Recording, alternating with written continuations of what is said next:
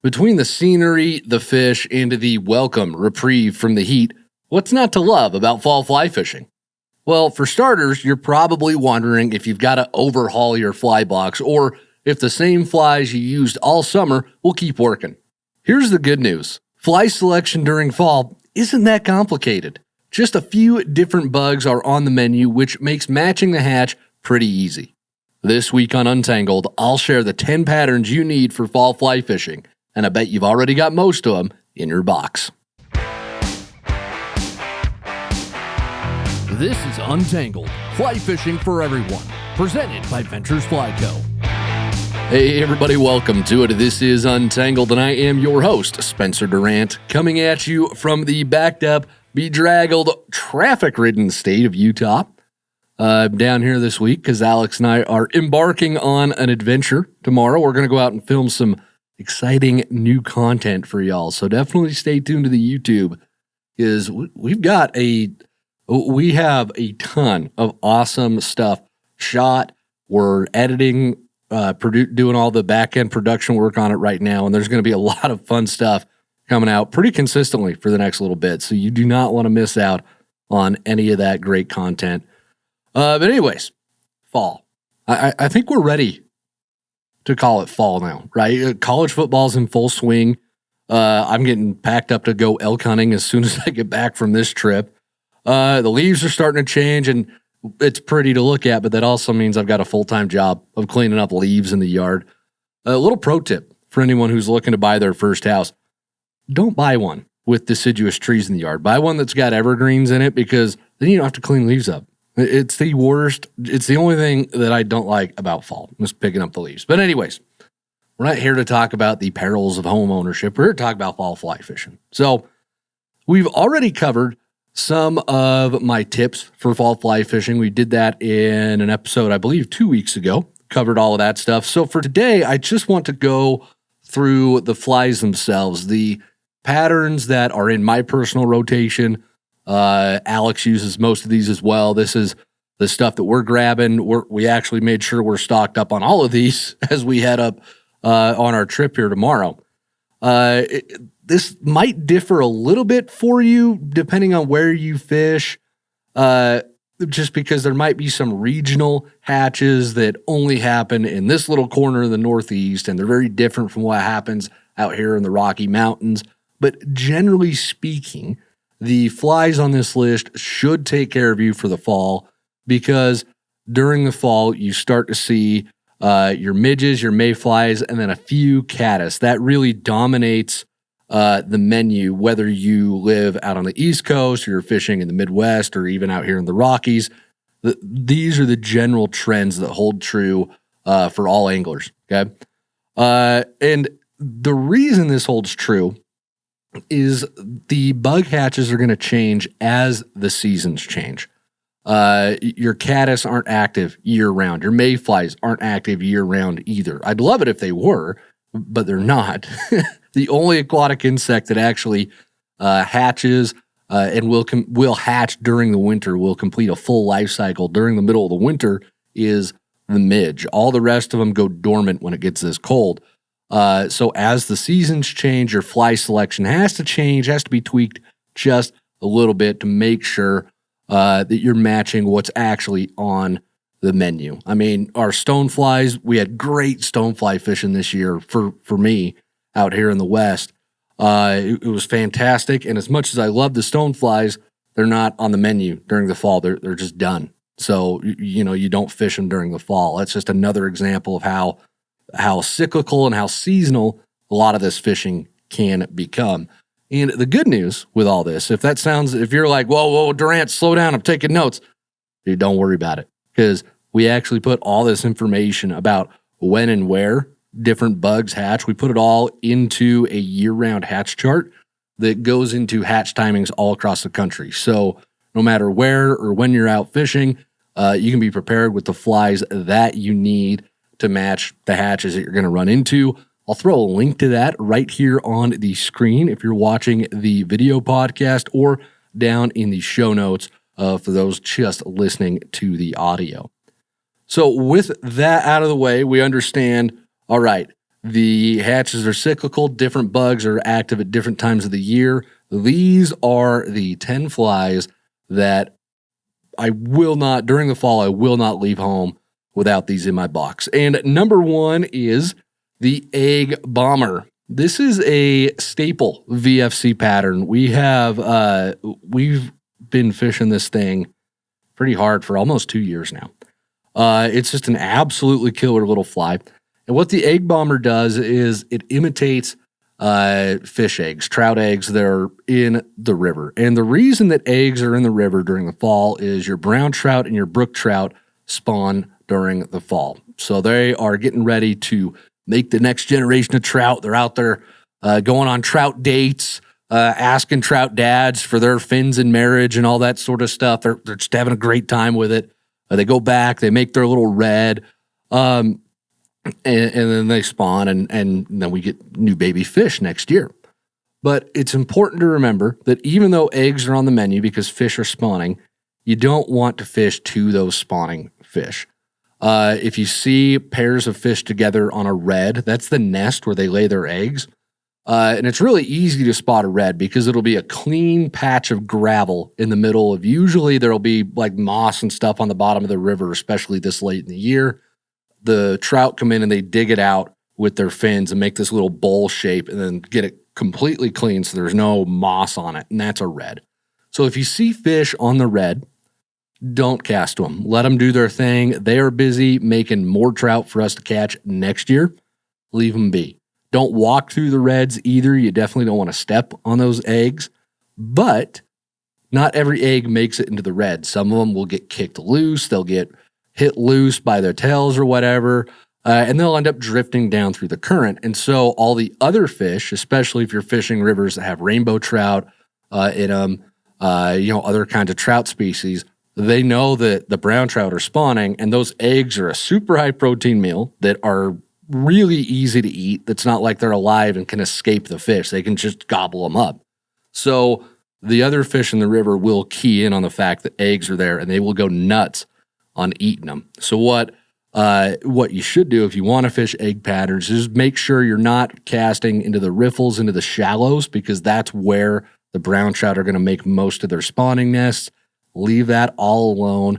Instead, you can drift those eggs through some of the deeper runs and even through the pools to catch the fish that aren't spawning, and then to catch your rainbows and every fish that's not spawning. You do not want to target those spawning fish, but you'd also be a fool to not have some kind of egg pattern in your box, because it can really turn around a day during the fall if they're being picky with the aquatic insects. So that is the first fly that I will have with me.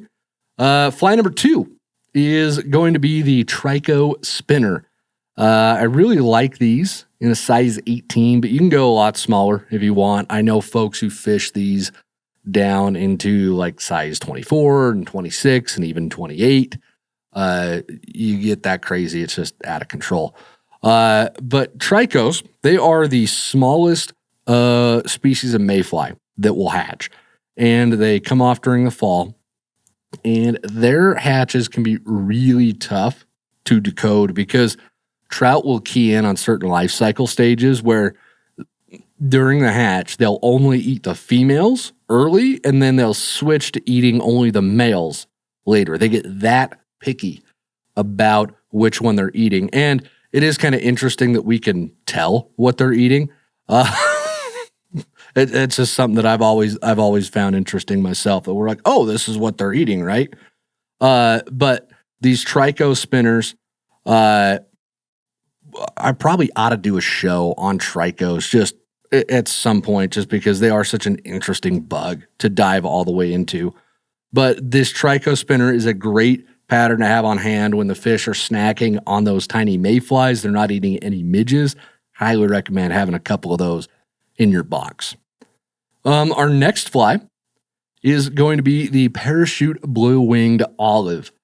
I mean, honestly, this fly really needs no introduction. It's a staple in the box almost year-round. I don't really have them during the summer because your blue-winged olives don't hatch then, but fall, late winter, early spring, man, you got to have these because they are on the menu. And the fall blue-winged olives, in my experience and the places I fish, it might be a little different for you, but the fall blue wings that I get to fish are often a lot smaller and a little bit darker than the spring blue wings. So I like these in 18s, 16s. I'll even get down to 20s in fall just because they tend to be so much smaller on a lot of my rivers. And I don't know, I think the blue-winged olive hatch might be my favorite to fish during the fall. I love the mayflies. I love the fact that I can see them, unlike the tricos. It's really hard to see the tricos sometimes. So the parachute blue wing, have that in your box to help out when you see the little blue-winged olives coming off. Our next fly is going to be the last chance cripple. You gotta have one of these. Any cripple pattern really will work, but the last chance cripple, I mean, it's time tested. It was developed over on the Henry's Fork, so it's been battle tested in ways that very few other flies have been. And I really like this one in like a size 16 or an 18. But when the blue-winged olives are hatching, you're going to run into all the different stages of their life cycle. And if you're not aware of what the insect life cycle looks like, this holds true for blue-winged olives, midges, kind of holds true with caddis and stoneflies, but generally what happens is your aquatic insects hatch. They start out life as a nymph. They're either a larva or a pupa, depending on which one they are, which species they are. But then they go into this emerger stage where they're growing up. They're the rebellious teenager. They're listening to Led Zeppelin. They're wearing baggy jeans. Maybe doing mascara or something crazy like that, right? But they're ready to leave mom and dad's house. So they're ready to go up to the surface of the river and hatch into an adult. So that's the emerger stage. Now, once they start their hatching process and become an adult, not all of those flies hatch correctly. Some of them are a little crippled. They might have a broken wing or a broken tail or broken legs. And those cripples, because they can't escape, they can't get off of the water and fly away and mate, they're a high-value meal item. The fish know what a crippled fly looks like, and they're going to go after that because it can't escape them. It's a really easy meal for the fish to go ahead and eat. So that's why you've got to make sure you've got a good cripple pattern in your box. And the last chance cripple does a great job of imitating that very vulnerable, easy meal that the fish just really love, especially during these fall mayfly hatches. And just as a heads up, before we move on to that next fly, we do have all of these fly patterns, almost all of them, available for sale in 3-packs. So you don't have to go to 5 different stores or 10 different websites to find every single one of these flies. You can just go right over to our website. You can stock your box up for fall. You get 3 of each of these, and you can be good to go. It's just the simplest way to stock out your box with everything that you need.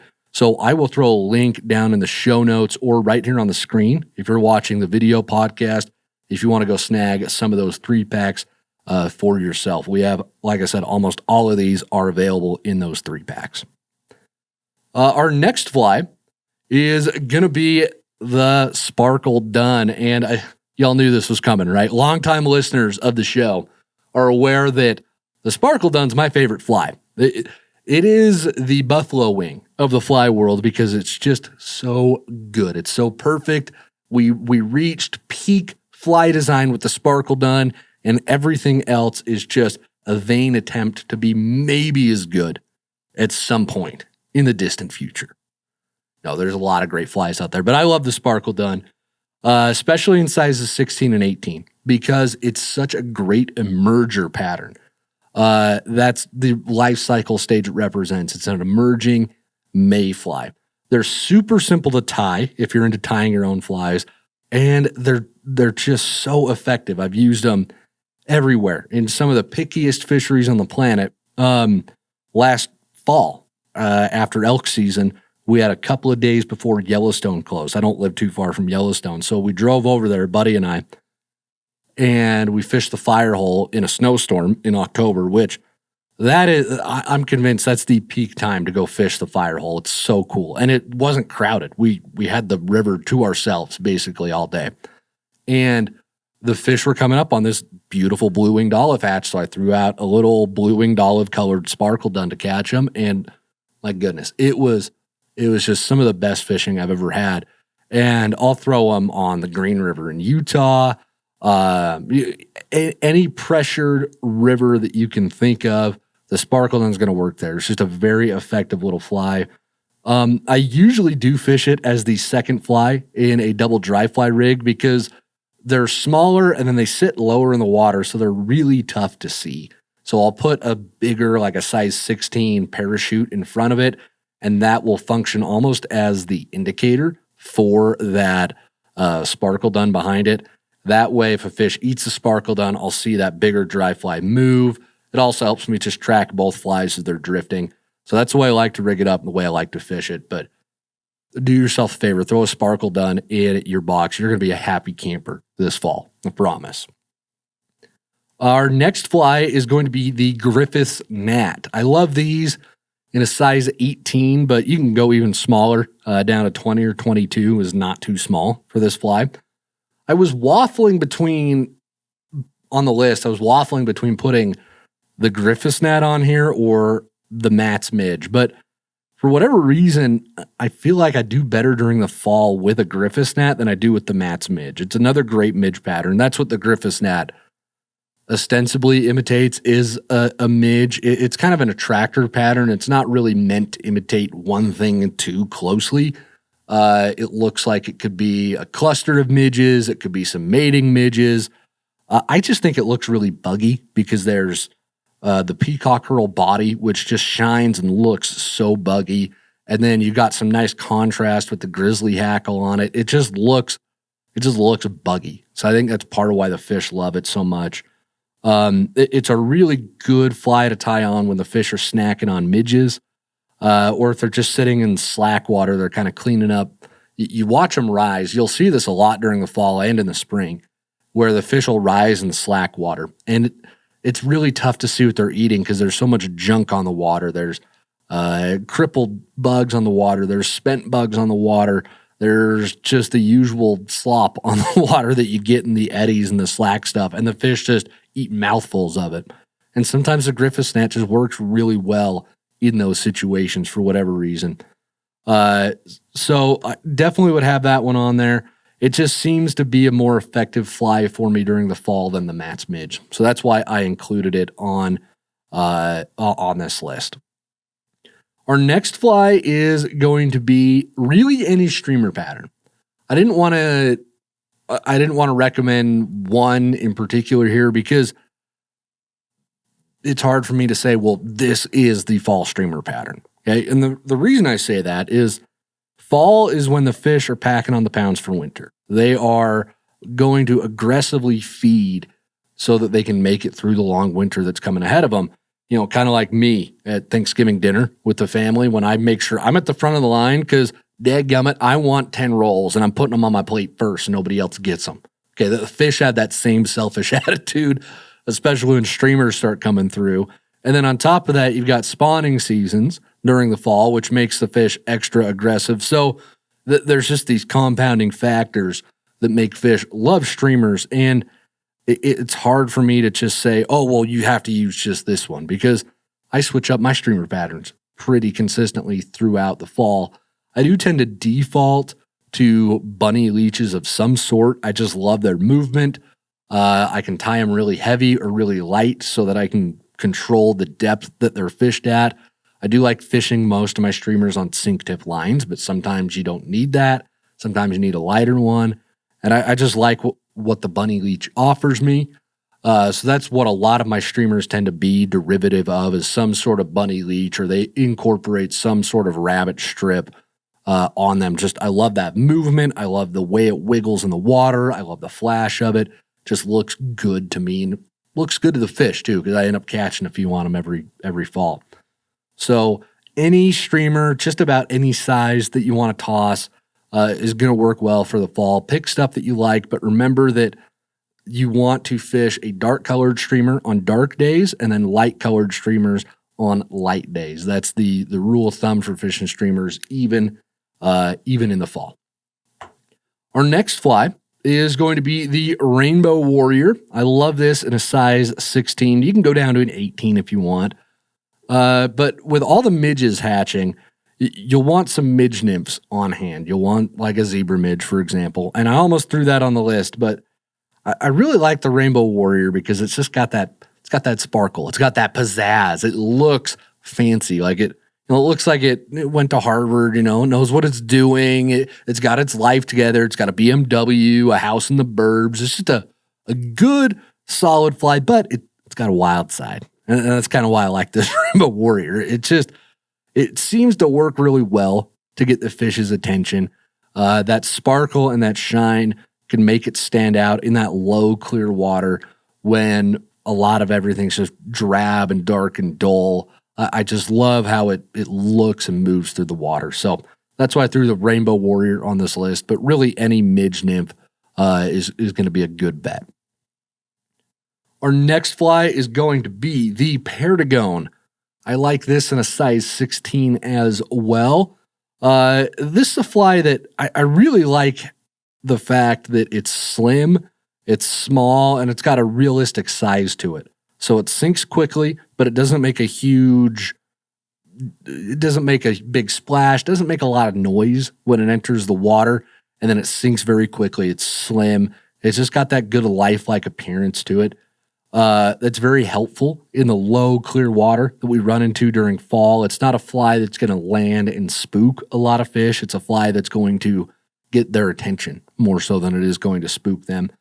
It doesn't really imitate anything too closely. It's another one of those attractor flies, but it's suggestive of mayfly or even caddis nymphs. So it's a great little nymph to have on hand for your fall fly fishing.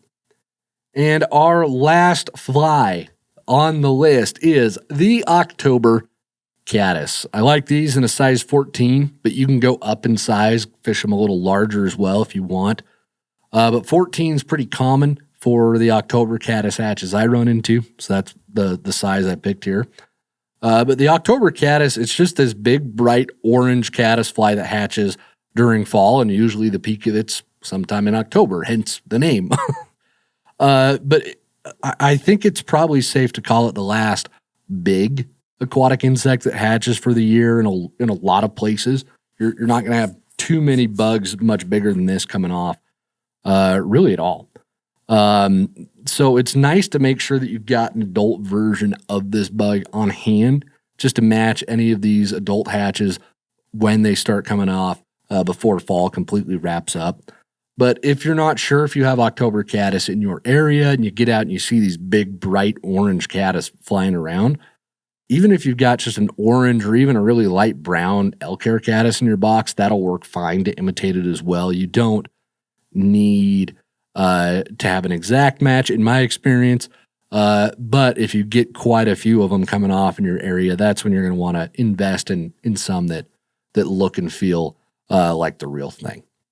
So that wraps up all of the flies that you need for fall. Of course, you might need to add a few patterns, again, based on local hatches, based on regional differences. Maybe the timing's a little different where you live versus where I live, but this is a pretty solid list of fall flies that, again, I wouldn't leave home without at least these 10 in my box. And just one reminder before we move on in the show, we do have all of these for sale in our 3-packs, so you don't have to worry about finding the sizes that you need. You don't have to worry about whether they're in stock at this shop or at this website. It's just one place. You can grab them all, stock up for fall, and be ready to go hit the water and catch fish. You don't have to worry about it. It's just the simplest way to stock up your box. Again, there's a link to grab those down in the show notes or on the screen if you're watching the video podcast. But now that we've wrapped up the main part of the show, it is time to dive into the Q&A section of the show this week. Every week here on Untangled, we spend a half the show directly answering questions from listeners and viewers just like yourself. So if you've got a fly fishing question that you would like answered, make sure you send those on into us. Your questions are what powers this show. That's every week I craft the show, whether it's the open or the Q&A section. It's all crafted around the questions that we hear from you. So please make sure you're sending those on in to us. There's a link to do that down in the show notes or right here on the screen if you are watching the video podcast. Tyler from Alberta has our first question, writes in and says, I am in the Alberta region with lots of incredible mountain rivers with some awesome fish. I love the thrill of catching a fish on a dry fly, but the trout are not always eating dries. When I try to use an indicator, they are all so hard to cast. How can I fix this problem or at least make it easier to cast with the indicator? Tyler, good question. We've had quite a few casting-related questions lately, and I promise I'm not trying to beat a dead horse by continuing to bring them up on the show.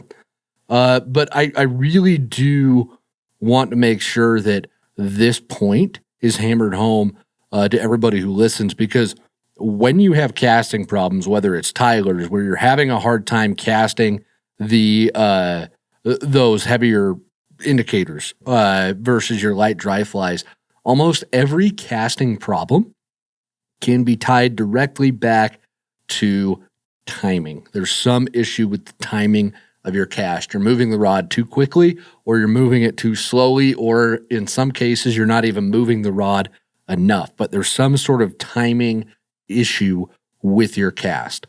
So whether your cast is falling flat, you're getting a lot of tangles, both of those things are happening. It all ties back to timing. Now, with indicators specifically, my guess is what's making it feel hard to cast is the added weight of that indicator, because those dry flies weigh almost nothing on the end of your leader. And when you go to cast those, there's not a lot of feedback other than the weight of your fly line. But you put an indicator on, you put some split shot and a nymph or two on, all of a sudden you've got a lot more weight and that cast feels completely different. It's loading the rod a bit more. There's more weight, so there's more energy transferred to the rod. So the rod's going to feel a little bit different when you've got a big rig on it like that.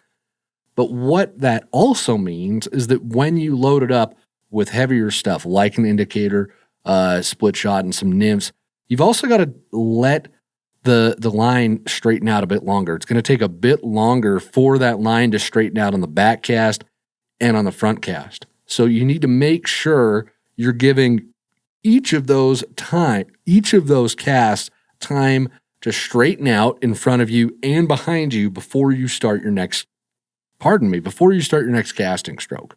Because if you don't let that line straighten out, if you don't let that loop unfurl on each casting stroke and you move the rod too quickly, that's when you end up with tangles. That's when you end up with tailing loops. That's when you end up with not having enough power to put the line out there because you're moving the rod so quick that the line's never really doing anything other than spinning around in the air. It's not loading and unloading on the rod like it should during a proper fly cast. So the best advice that I've got here for you is to watch your cast. Watch your forward cast, watch your back cast. Move your rod to the next casting stroke only when your fly line has straightened out. So as soon as that line straightens out, move smoothly, move quickly, and make that abrupt stop to the next casting stroke. 45 degrees in front of you, 45 degrees behind you. Okay, watch that time. Turn your head. Watch the cast as it goes behind you. As you watch it and as you learn what that looks like, you're also going to learn what that feels like with your rod specifically, and it's going to build that muscle memory.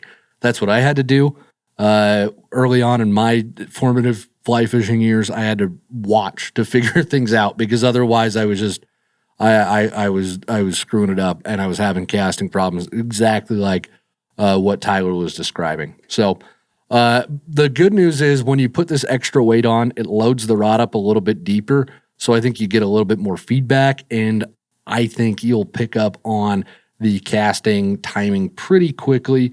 So just make sure that you're paying attention to that. And I've also just been working on just a little teaser for those listening.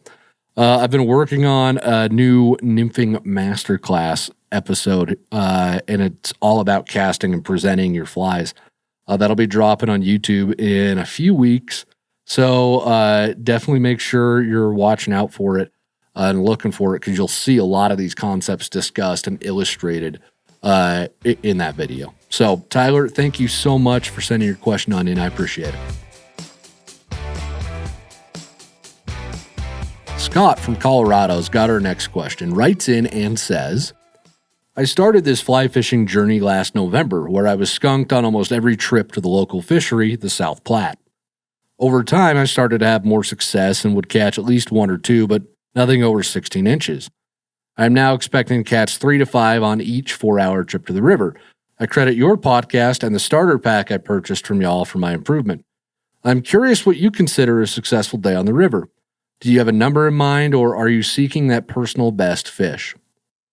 Scott, this is a really interesting question. Thank you. And thank you for all the props about the starter pack and the podcast. I really appreciate hearing that. The way that you framed this question is really interesting, because it's very opposite of how I approach the river. That's not a bad thing. You didn't do anything wrong. I'm not like upset or anything. I appreciate it, actually. It was fun for me to think this through and look at things from a different perspective, try and see it through your perspective. Because I try really hard not to set expectations for the river. The only time that I have any expectations, and I use that term very loosely, but the only time I'm like, oh, I think X, Y, or Z is going to happen today is if Alex and I are filming somewhere, because we pick our locations based on, all right, this hatch should be happening, or we should be able to illustrate this concept that we want to teach, or we should be able to catch these fish pretty easily to illustrate their behaviors. You know, we go out and there are some expectations based on what we're trying to accomplish with that filming trip. So I'll put some very loose expectations there. And then if I'm on a guided trip, I have expectations just in terms of I expect to be put onto fish. I expect to be given the opportunity to catch fish. I don't necessarily expect that I will, but I expect I'll be given the opportunity to do it. That's what a good guide does, is they'll put you on fish, and then it's up to you to execute at the end of the day. So that's the only time when I really have any, again, very loose expectations for the river. The vast majority of the fishing I do on my own, if I'm just fishing the local creek, if I'm just, whatever I'm doing, I pick those based on the experience that I want to have. Do I want to be high sticking through pocket water, or do I want to be throwing longer casts with dry flies to rising trout? Okay, answering those questions, what I want to do with a fly rod that day dictates where I go. And, I obviously go into it as thinking, yeah, I'm going to catch fish.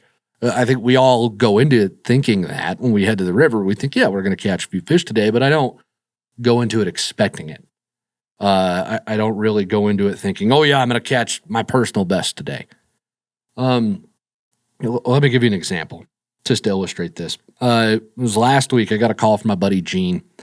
He wants to go fishing. So we loaded up his boat. We floated the local tailwater here, and it's middle of September. It's been really hot. It's just barely starting to cool off finally. The bugs really aren't doing much yet because it's been so warm, and the river we were floating has a reputation for just being this mossy mess at this point in the year. So really, I went into the day thinking, I might get a shot at some rising fish to an early morning hatch, and then I might be able to pick some fish up on nymphs later on. That was kind of, I was game planning, what flies do I need? What rod should I bring? I was game planning through that in terms of this should happen. But again, I'm not expecting it. I'm just thinking, what do I need to be prepared for what should happen on the river? And as it turns out, we get to the river, there's almost no hatch. There were very few fish rising. And the ones that did rise were like 2 inches long, just the little guys just going to town. So I ended up throwing a big crawdad nymph all day under a hopper, and I only boated one fish. But I did end up hooking 3 or 4 others, but they got off in the moss or they slipped the hooks or whatever. But it was still a fun day, but it was nothing at all like I It was not the fishing I thought it was going to be. Okay, I didn't get any chances at the risers. I didn't really fish like I thought I would. I adapted and fished as the river dictated, but it was still a lot of fun. I had a blast doing it. A couple of the eats on the grasshopper were really fun. They were very aggressive, so that's always really cool to see. Even though I didn't land them, it was still fun to see. The moss was terribly awful. It was worse than I anticipated even, and that made the fishing really tough. We were picking moss off our rigs on almost every cast and every drift. So I guess without getting too philosophical here, without trying to sound like I'm some wise old angler locked away in his cabin writing a dissertation on the meaning of life and weaving fly fishing into that and blowing your minds with this insight that nobody's ever thought of before. You know, I consider that a great day, even though I didn't catch very many fish. I didn't get to fish the way that I wanted to necessarily. But there's that old adage that it's always nice to get out, and that's true, even if it sounds trite, because eventually fly fishing becomes a lot less about catching fish and more about the process of going fishing itself. Everything that's involved in that. The fish sort of become the punctuation marks in the story that we're living out there on the water. They're not the prose. They're the punctuation to that story. And that really ties in with our whole idea of live real life here at VFC. It's not just about the fish, right? It's about that whole experience that you're having out there on the water. We want to cultivate those experiences. So honestly, whether I'm chasing big fish, I want a new personal best, or I'm just going to the local creek because it's 2 PM and I'm sick of working and I need a break. I'm just happy to be on the water and not sitting behind a desk. That's really what it comes down to for me. So yeah, really short answer to your question. I don't set expectations. I just go fishing. And that is the success for me at this point, is that I'm on the water.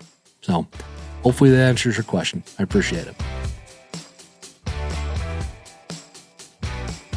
Jordan from Oregon has our next question, writes in and says, I've recently gotten into fly fishing and have mostly been exploring smaller rivers and creeks, catching smaller trout. I'm eager to branch out and try some larger rivers in the area, but I'm concerned about whether my gear can handle bigger fish without breaking. What kind of rivers or fish can I realistically target with my little 5-weight rod? Is this something I should be worried about, or am I overthinking it? Jordan, if you are breaking your 5-weight rod, it is snapping in half on trout, please call me immediately, 867-5309, because those are trout that I want to come catch. Okay, so call me immediately if that happens. Again, 867-5309.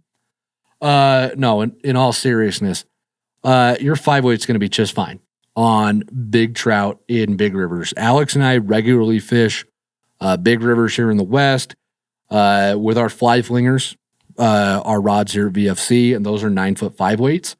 Alex put a 24-inch brown in the net this year with that fly flinger, and then I put a couple 22-inch rainbows in the net myself this year with a fly flinger.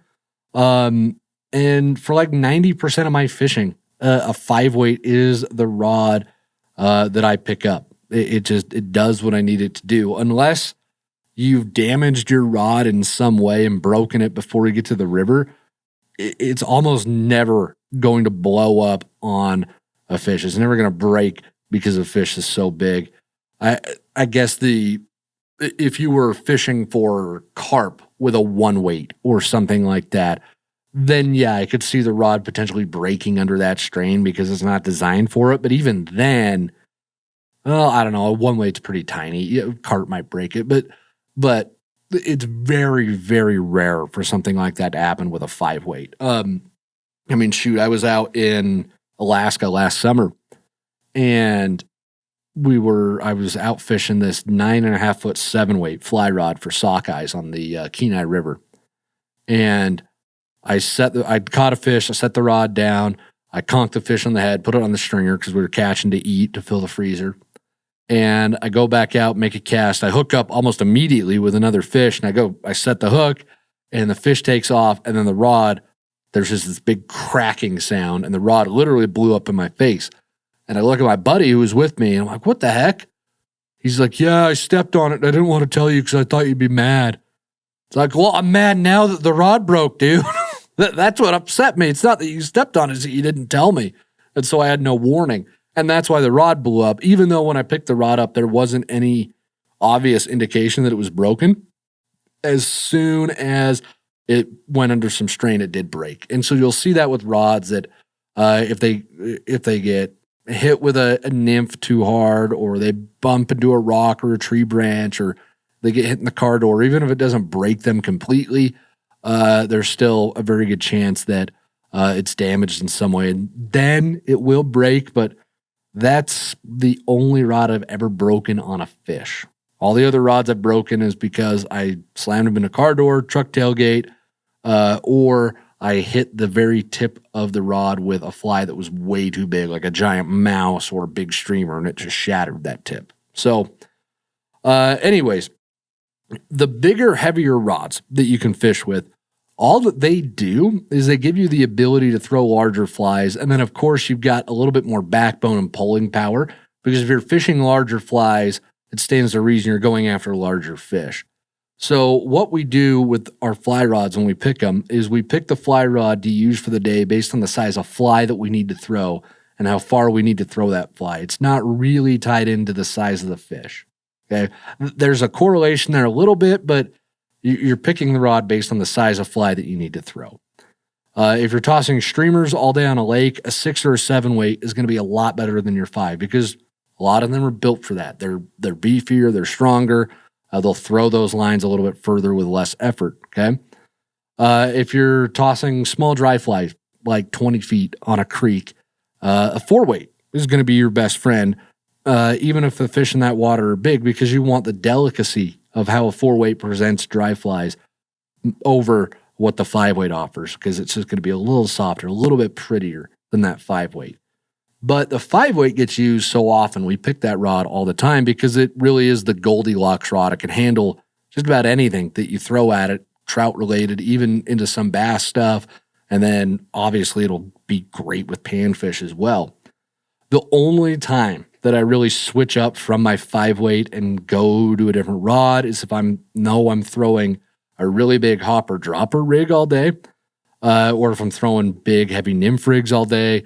Then I'll bump up to my 6 weight at that point, because I want the extra strength from that rod, so that I don't wear myself out throwing them on the lighter 5 weight.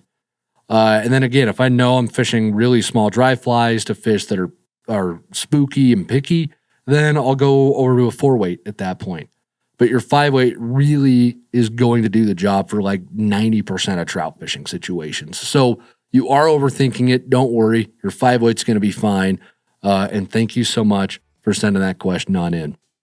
Now, with that, folks, we're going to wrap up the Q&A section of the show, but don't go anywhere, because we've got the Live Real Life moment coming right up. Every week, we end the show by sharing a story and pictures from folks who are out there in the VFC audience living real life, having a blast out on the water. So if you've got a Live Real Life moment, a story that you would like to share with us, definitely send that on in. We'd love to hear and see what you're up to. There's a link to send those moments down in the show notes, or right here on the screen if you are watching the video podcast. And this week's Live Real Life moment is from Michael, who writes in and says, I appreciate your repeated discussions of using a dry dropper rig. It's basically my go-to rig as well. I still occasionally use an indicator with a double nymph rig, although I find those situations becoming less frequent. Why use an indicator when a dry gives you another opportunity to catch a fish? So in the middle of last hopper season, I was fishing a small, relatively shallow meadow creek. I rigged a swivel with a size 10 hopper and a size 20 midge nymph dropping about 10 inches deep. Now, I've had a second fish hit a dry dropper rig while attempting to land the initial strike, but it's usually a transient relationship with the second fish letting go because I can't adequately set the hook while playing the initial strike. On this particular occasion, I had 2 small brownies strike my rig simultaneously, and my set caught them both. It was an amusing moment, and aside from the short period I had them out of the water to take this picture, they were quickly released and swam away to play another day. Happy trails. Michael, that's awesome. I love catching one on the hopper and one on the dropper. It's a really fun thing when that happens.